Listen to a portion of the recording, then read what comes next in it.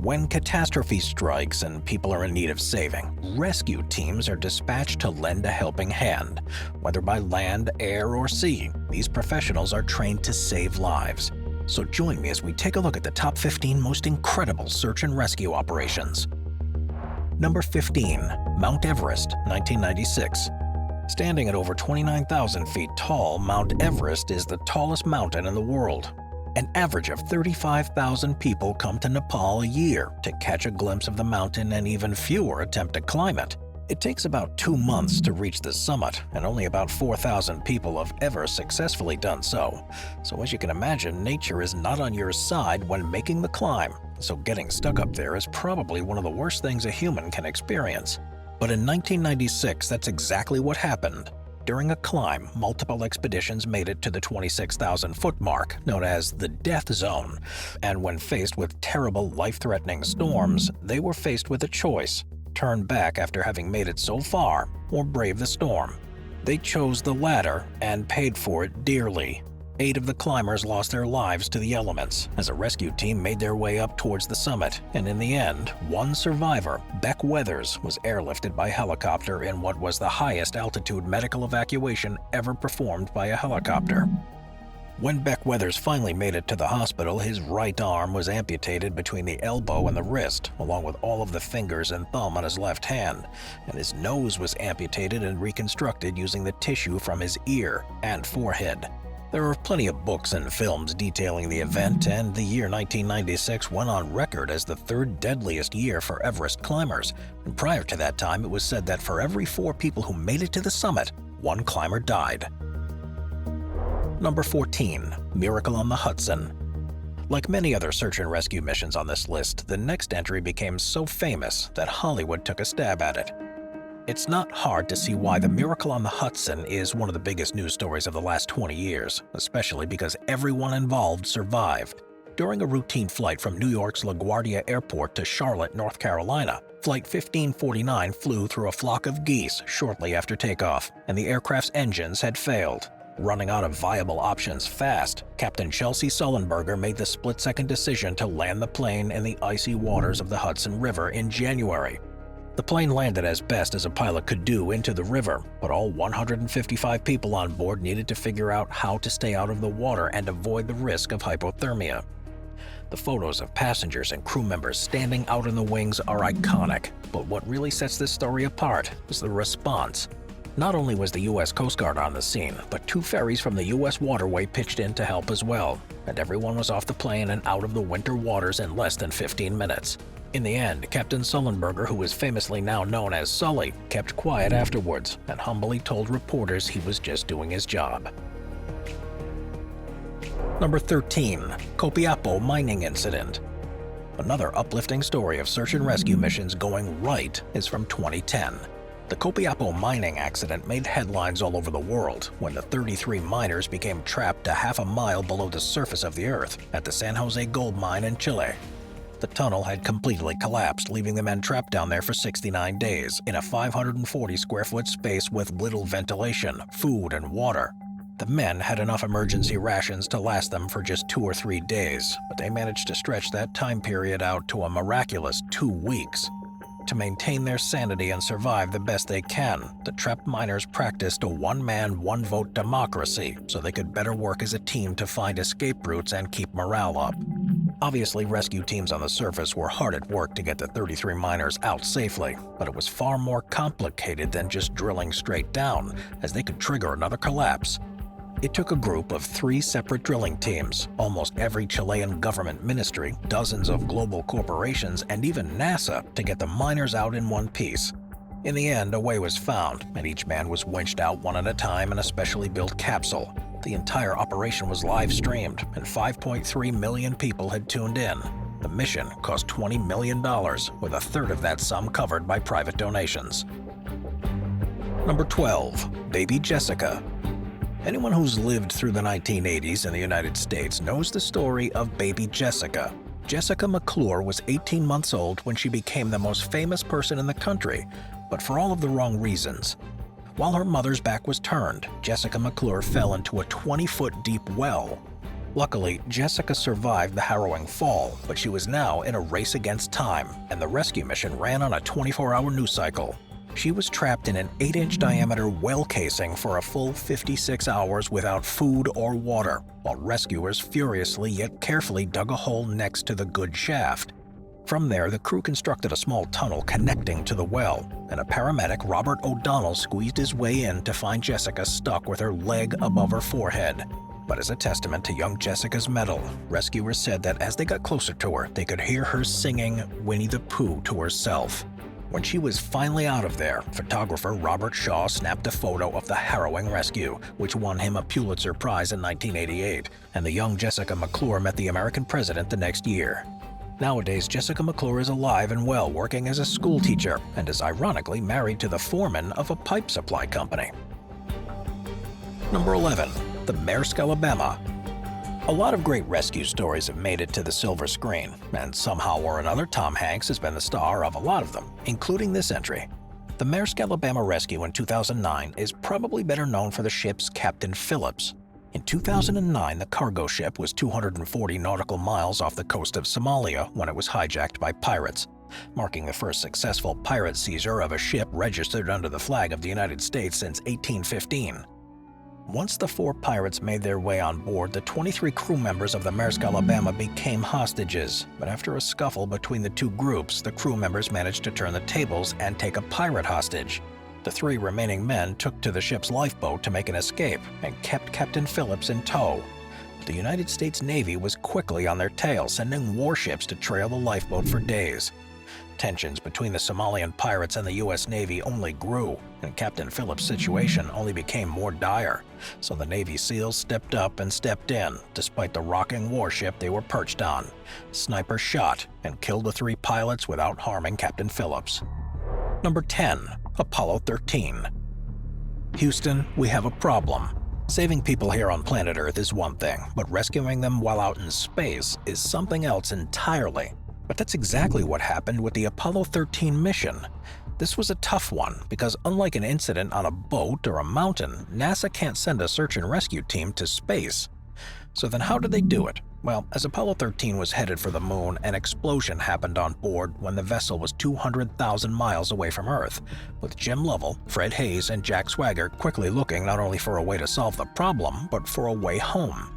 NASA pulled together truly their best and brightest to navigate problems like supplying 3 astronauts with enough oxygen and power as deadly carbon dioxide began to build, and the onboard navigation system being totally shot. The incident became a national sensation in 1970 as the crew members rationed out their food, drinking just 6 ounces of water a day, and tried to stay warm in the near-freezing temperatures. The teams on the ground improvised solutions for the next 4 days until the astronauts finally touched down in the Pacific Ocean. Number 9. Raid of Cabanatuan. War is never a pleasant thing, and with war comes a great deal of horror, including the one suffered by the POWs on every side. But World War II was a special type, in that members of the Axis powers had no problem treating Allied prisoners as subhuman. It's known that the POWs of the Empire of Japan suffered some of the harshest conditions of the entire war, and the prison of Cabanatuan was one of the worst. Prisoners were broken down both physically and mentally, and often murdered for sport. When the U.S. Army left the Philippines in 1944, they feared for the lives of their imprisoned brethren, thinking they would be killed out of retaliation, and so one of the greatest search and rescue missions of the war commenced, the Raid of Cabanatuan. The U.S. Army put together a band of Army Rangers, Scouts, and Filipino guerrilla fighters who would go 30 miles behind enemy lines to make way for the prison camp, which was surrounded by thousands of enemy soldiers. When they finally got there, the 300-strong force quickly overwhelmed the Japanese, who suffered a potentially 1,000-man loss to the rescue team. In the end, only 2 out of the 300 allies were killed, and they rescued over 500 POWs from the camp. Number 8. Gran Sasso Raid. Italy's fascist leader Benito Mussolini found himself arrested in 1943 as World War II raged on in Europe and was imprisoned by anti-fascists in an isolated villa on the island of Ponza. So, as you can imagine, his German counterpart quickly came to his rescue once he caught wind of the incident. For better or for worse, the Gran Sasso raid that ensued would become one of the craziest, if not the most interesting, search and rescue operations in history. The villa was near impossible to get to, having been built at the top of a large plateau that was nearly impossible to get to from the ground. After the Germans intercepted a code detailing the dictator's exact location, they quite literally swooped in to rescue Mussolini. 10 SS gliders were flown in, each carrying 10 soldiers, and 9 of them successfully landed on the mountaintop. The mountains were home to a 200-troop garrison, but because of their remote location, an attack was the last thing anyone had truly prepared for. Despite being outmanned and outgunned, Mussolini's captors surrendered the prisoner, and Hitler's fascist friend was airlifted in just 10 minutes, and all without a single shot being fired. The rescue mission should have never worked, but perhaps the best plans are the ones that no one expects. Number 7. The Alaska Ranger. The Bering Sea is known for having incredibly rough waters, and while being there in the safety of the boat is scary enough, imagine having to abandon ship. But on March 23, 2008, the folks on board the Alaska Ranger had to do just that. The fishing boat ran into some pretty rough waters, causing the aft section to flood and 2 of the rudders to be damaged and fall off. Despite this damage, the crew didn't understand why the boat was sinking, and so they called the U.S. Coast Guard when they started to evacuate the vessel. Out of the 47 crew members, 5 died, and nearly all of the survivors suffered from hypothermia after enduring the negative 24-degree temperatures of the water, plus the wind chill. And if that wasn't enough, they had to go up against the 15-foot ocean swells of the Bering Sea, and it took a great deal of time for the Coast Guard to show up too, because the Alaska Ranger was 180 miles from the closest port, making the rescue mission the largest cold water rescue operation in the department's 228 years of existence. Number 6. Wong Mine. In 2010, the Wong mine in China started to take on water with just over 260 workers inside. But another 153 were trapped inside the now flooded underground mine across 9 different platforms. Survival inside the mine wasn't easy, and it was said that many of the survivors had attached themselves to the walls of the mine with belts to avoid drowning. The miners were hanging on quite literally for dear life for the next 3 days before an empty mine car was sent in. They seized the opportunity and hopped inside to stay dry and maintain some level of sanity. And while this was happening below, over 3,000 rescue workers were working above to pump millions of gallons of water from the mine. The water was black with muck and full of toxic gas, putting them at risk as well. It took a week for 115 workers to be hauled out and sent to the nearest hospital, with nearly a quarter of them being in poor health. Some of the mine survivors said they ate paper and chewed coal and bark to help ease their hunger pangs. Sadly, though, many of the miners were in areas that were flooded so badly that rescuers couldn't reach them, and so they lost their lives. Number 5. Q Creek Mine Rescue. As we've seen so far, working in a mine is tough and disaster can strike at any moment, and such was the case for Q Creek Mine in Pennsylvania. In 2002, 18 coal miners accidentally dug into the abandoned and poorly documented Saxman coal mine, causing the room to flood with about 75 million gallons of water. It didn't take long for all 18 miners to be trapped 240 feet below ground. Luckily for 9 of them, they were able to escape by nightfall and alert the authorities to their friends in the deeper sections. The entire mine, including the exits, flooded faster than the miners could reach them, so now it was time for the rescue teams to come in and try to mitigate the flow of water from out the mine. Millions of gallons of water were pumped out to help maintain the small air pockets keeping the miners alive, and if a rescue hole is created in the wrong place, it could cause the air pocket to escape, drowning the miners. It was a scary situation, and although they needed to puncture the mine at the right place, they needed to do it fast because the air supply in there was limited. The miners were in there for 77 hours, fighting hypothermia, writing goodbye letters to their families and friends, and even roped themselves together so that in the event that they do drown, they would do it together. Luckily for everyone, though, satellites were used to find the perfect place to drill, and 77 hours later a simple 1-person elevator was installed, and all 9 men were rescued and rushed to the hospital. Number 4. USS Squallus. Diesel submarines like the USS Squallus saw a lot of action when the United States first entered the Second World War, but this sub was the first to enter the fray. During its sea trials in the Isle of Shoals, the worst-case scenario happened. A valve failed and half of the submarine filled with water, drowning 26 crew members immediately. The remaining crew was able to seal off those flooded compartments, but that didn't stop the submarine from sinking 260 feet to sit on the bottom of the ocean. And to make matters worse, the Squallus had a crush depth of 250 feet, meaning an implosion could happen at any moment. The year was 1939, and diving was relatively new, so the rescue mission was more perilous than it would be today. The Navy divers had to employ new theories about diving to avoid their own cognitive impairment to bring all 33 survivors to the surface. The rescue team used the new McCann rescue chamber to bring the crewmen out, employed by the just recently developed Heliox diving schedule, which would go on to be a main principle of diving. Despite the tragedy of losing 26 lives in the initial flood, the rescue mission was a big moment for the Navy, engineers, and the diving community at large. In all, it took 628 dives to complete the rescue and salvage operations, and 4 of the enlisted divers were awarded the Medal of Honor for their efforts. Number 3. Johann Westhauser. Make no mistake, cave diving is not a hobby. There's nothing casual about it, and experts estimate that there are as few as 75 professional cave divers in the world. Johann Westhauser is one of these few, and in 2004 he was trapped 3,200 feet below the ground in Germany in the Riesending cave complex after a rockfall gave him a traumatic brain injury. What ensued was one of the largest and most difficult rescue operations of all time, and the longest 11 days of Westhauser's life. Rescuers had a hard time getting to him because of the sheer depth of the passage, the geography of the cave, and because Westhauser was so badly injured. He needed to be carried out of the cave, but one section he climbed through was so narrow that the average-sized person would need to double over and exhale just to fit through. Even if a professional was to reach Westhauser, it would have taken them 10 hours to make the journey unencumbered, not to mention a rescue team carrying an injured man through ice-cold temperatures. As if by some miracle, though, the rescue team found him alive and put him on a stretcher, attached to a winch.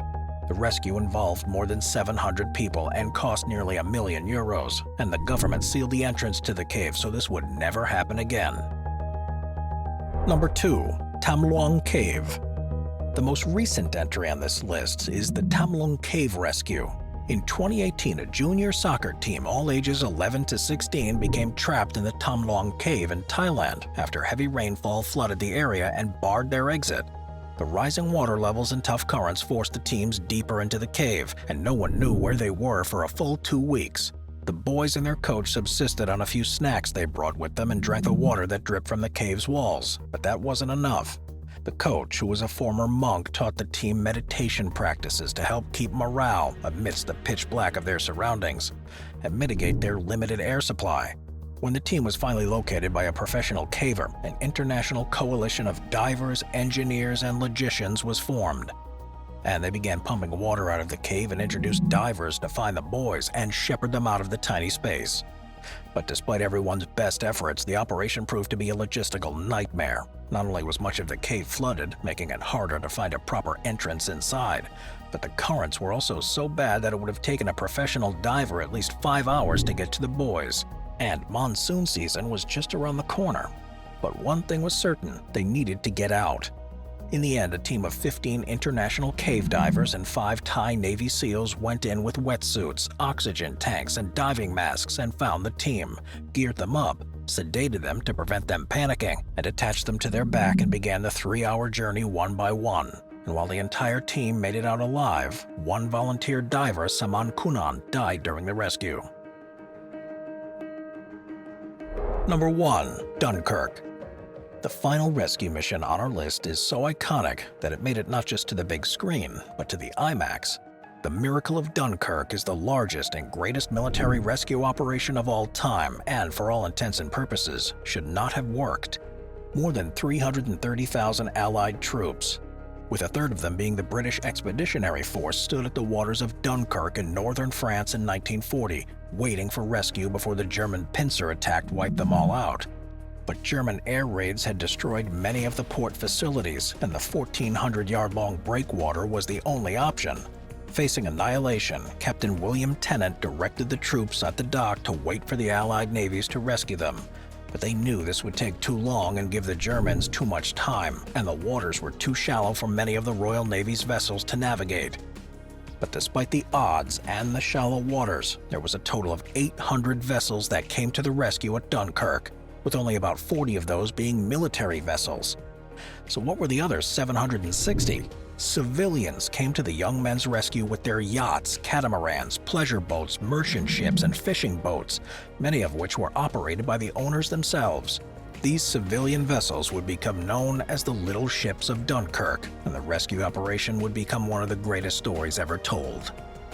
Watch our binge-watching playlist if you'd like to watch all of our most popular top 15 videos. Grab a drink, grab a snack, and get ready to binge.